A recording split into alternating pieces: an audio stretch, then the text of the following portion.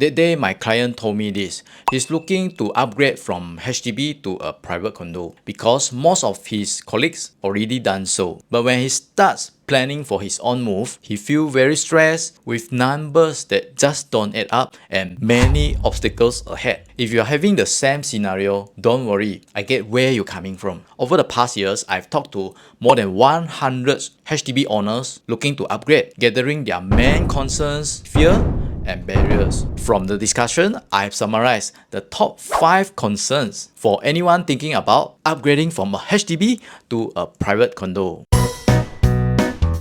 So today, I'm going to share with you my 5 secret hacks that every HDB upgrader must know.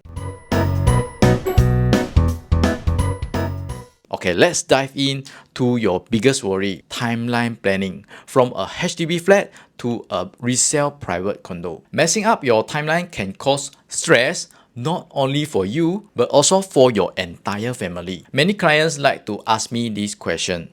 Should I buy the condo first and sell HDB later? Or should I sell my HDB first and buy the condo later? Which is a better option, A or B? If you choose A, which means you have to buy first and sell later, you get hit by the additional buyer stamp duty, ABSD. But is there any way that can skip ABSD if you buy first? God, I will share this later.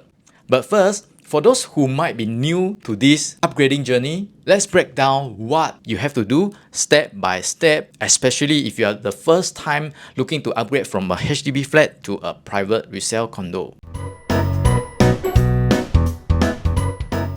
After finding a buyer and agree on the price, you will collect up to $1,000 from the buyer and grant them the option to purchase, OTP. Once you collect the option fee, you can't back out or change your mind anymore, even if you get another higher offer later on. This OTP gives the buyer the exclusive right to purchase your flat. But for your buyer, they still can change their mind within the 21 days. So they have 21 days to make up their mind. If your buyer say, let's proceed, then within 21 days, right, they have to pay you more money, up to $5,000. This includes the first $1,000 that you already received. After that, both you and your buyer must separately submit your resale application online. And within 1 month, you get the HDB approval and your HDB completion will be 8 weeks after the approval.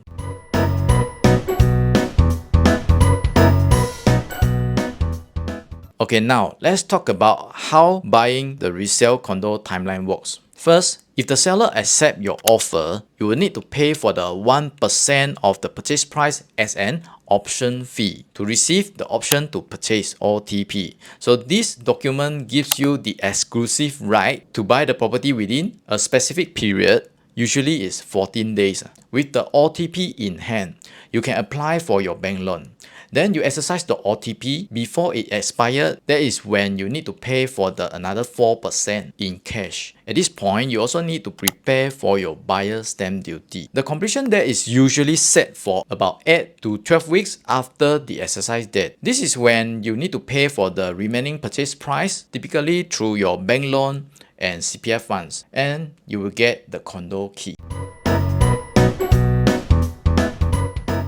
Sounds like very simple, right? But no, if you want to plan the timeline for the selling and buying seamlessly, it is not so simple. So back to the question just now, if you choose A, which is buy your condo first, then sell your HDB later, you want to skip the ABSD, can. The important dates to take note are the exercise date for both transactions, which means the HDB resale exercise date must come first, then followed by your exercise date for the resale condo. Now, here comes the challenge. Because you buy the condo first and sell your HDB later, then how to make your HDB exercise date come earlier than your resale condo exercise date? For HDB, the latest to exercise is 21 days. For private resale condo, the market practice is 14 days only. But we can always negotiate for a longer option period if your seller agrees. So what you can do is to ask for a longer option period to extend your exercise date of your resale condo to be later than your HDB exercise date. So instead of the market norm 2 weeks, you should ask for a longer period. So how long is enough? Too short, you may feel very pressurized to sell your flat faster, but too long, the condo seller might not agree. Or even if they agree, they might ask for a much higher price. If you are confident to sell your HDB flat within a short period, then only you try to do this. Instead of the normal 2 weeks to exercise, you ask for 2 months. However, the normal 1% option fee might not be comfortable for your seller to accept. Therefore, I will propose 2% option fee to the condo seller so that the condo seller will feel it's quite unlikely that you will just back out from the deal after waiting for 2 months. But if you're not confident to sell your HDB flat within a very short period, then this will put you at risk by selling your HDB flat at a lower price. So I come up with this better strategy for you, which is sell your HDB flat and buy your condo concurrently. This way you avoid to pay the ABSD and you don't have to rush to sell your HDB flat at a low price. While you are marketing for your HDB flat, you can always start to survey around and view to shortlist your resale condo units so that when you have an offer that coming in, you already know what are the available options in the resale condo market. To play safe, wait for your HDB buyer to exercise first, then only you go and book for your condo. Next, this is related to your money. I believe this could be one of the biggest amount of money that you will receive, your sales proceed. Yeah, and I think most of you want to use your sales proceed from your HDB flat to pay for your resale condo. And the cash portion is quite straightforward. You will get the cash on the HDB completion day. But for your CPF refund portion, will not appear at your CPF OA immediately. To be in time to use your CPF refund portion for your condo purchase, you must time your completion date for your HDB flat and your condo completion date to be at least 3 weeks apart.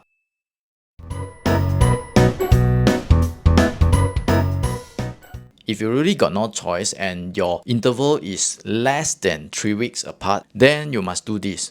Take a bridging loan. Bridging loan is a short-term financing to cover the gap between the purchase of your new property and the sale of your existing property while you're still waiting for the sales proceeds to come in. Take note for this bridging loan, you must do it together with your housing loan. So you must plan early. And since you are taking the bridging loan, then you should time your condo completion date the earliest possible. But here comes your last fear to overcome, renovation. There are 2 ways to do so. The first way is what most HDB upgraders did. Request for an extension of stay from your HDB buyer. The longest is 3 months after completion.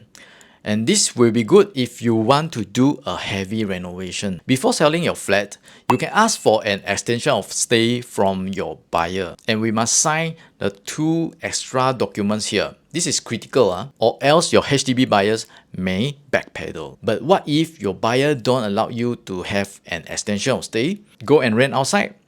No, because this will cost you a lot of time and money. There is one way that you can counter on that, which is defer your HDB completion date. However, to do this, you must take a bridging loan because your sales proceed will come much later. Anyway, the interest that you pay will still be cheaper than you pay for the short-term rental outside. And yes, you can postpone and reschedule your HDB completion date as long as your buyer agrees. Just about the timeline planning itself is already quite complicated and many things to take note of. It could be too overwhelming for you if this is the first time you listen to all this information. You can always replay this video, or you may want to WhatsApp me for explanation and discussion. I will share the financial challenges for HDB upgraders in my next video. I'm the property strategist, Steven Chong. That's all for today. Hope to see you soon. Bye.